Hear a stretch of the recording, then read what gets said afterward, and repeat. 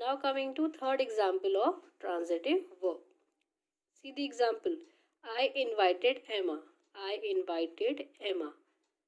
Now again ask the question to yourself, beta. See, what can be the question? I invited whom? Right now I have told you that to identify a transitive sentence you need to ask what or whom question.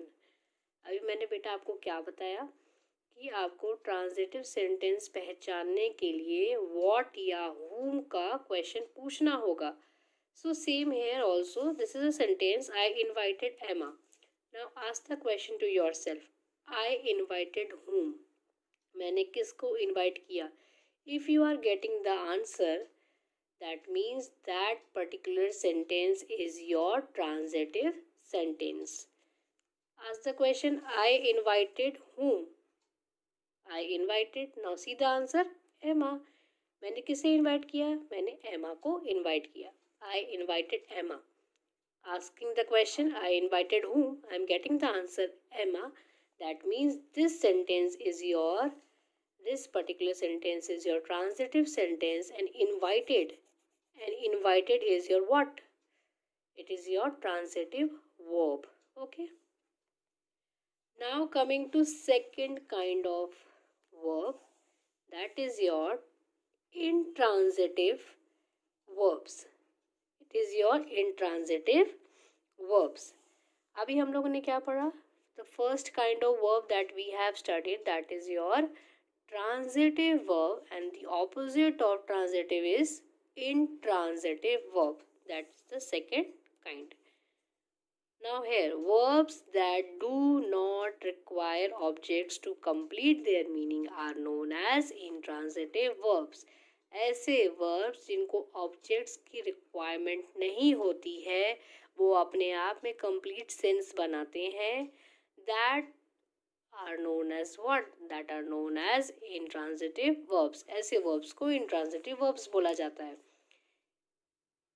इससे हमें क्या पता चल रहा है कि जो sentence होगा आपका इंट्रांजिटिव का, वो अपने आप में कंप्लीट होगा, उसे कोई ऑब्जेक्ट की जरूरत नहीं होगी. So the verbs, such verbs that do not require, जिन्हें ऑब्जेक्ट की जरूरत नहीं होती है अपनी मीनिंग को कंप्लीट करने के लिए, that are known as intransitive verbs. ऐसे वर्ब्स को इंट्रांजिटिव वर्ब्स कहेंगे.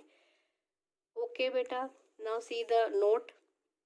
If the sentence doesn't answer what or whom. Okay, अब ये there is a question, और या तो ये confusion भी हो सकता है बेटा कि अब मैं transitive sentence को कैसे identify करूँ. Transitive तो मुझे समझ आ गया, intransitive को कैसे मैं identify करूँ.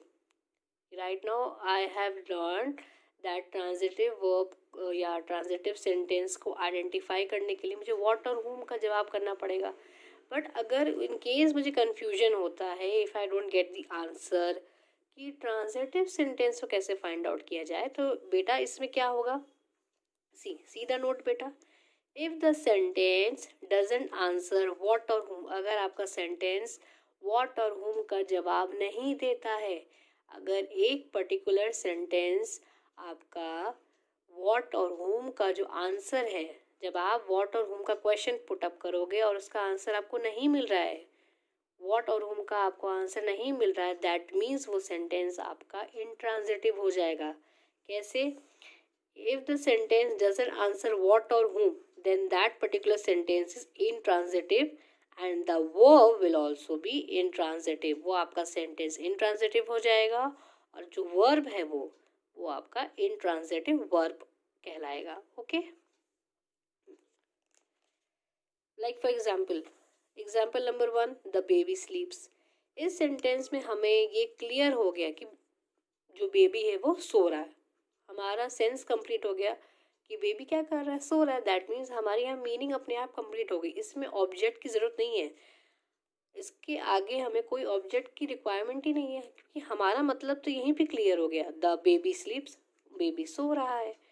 Now example number 2, Aditya laughs. Now Aditya laughs, हमें पता है आदित्य हंस रहा है.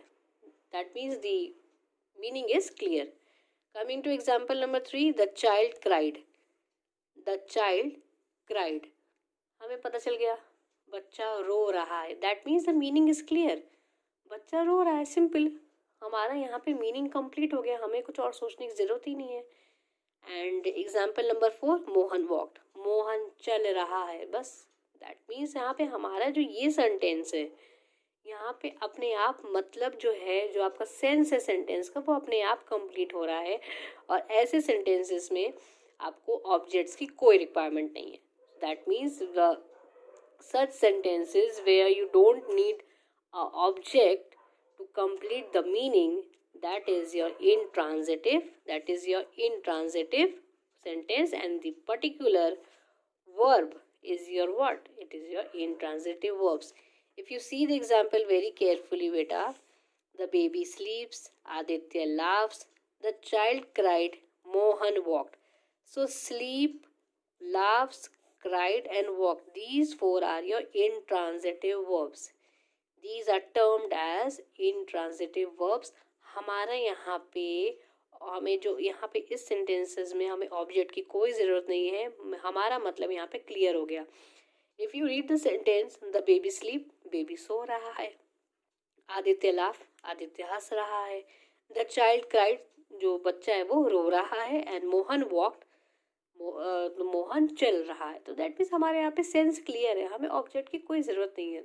और जब हमारा सेंस क्लियर हो गया तो फिर हमें कोई आगे सोचने की ज़रूरत ही नहीं है। दैट मीन्स ये ऑटोमेटिकली आपका इंट्रांजिटिव सेंटेंस बन जाएगा। ट्रांजिटिव में you need an object, okay, and you need to ask the question what और whom, and in intransitive verbs और इंट्रांजिटिव सेंटेंस में आपको व्हाट और whom का जवाब नहीं मिलता है, दैट मीन्स वो आपका इंट्रांजिटिव है, प्लस इसमें ऑब्जेक्ट की भी कोई रिक्वायरमेंट नहीं है, और थर्ड पॉइंट आपकी मीनिंग कंप्लीट हो रही है, that means it is your intransitive verb. Okay.